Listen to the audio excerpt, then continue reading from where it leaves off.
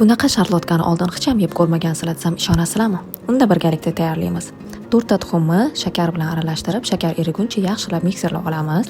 Oldindan tayyorlab qo'ygan qatiqli va mayonezli aralashmamizni solamiz. Uni ham yaxshilab mikserlaymiz. 80 ml o'simlik yog'ini solib, uni ham aralashtirib olamiz.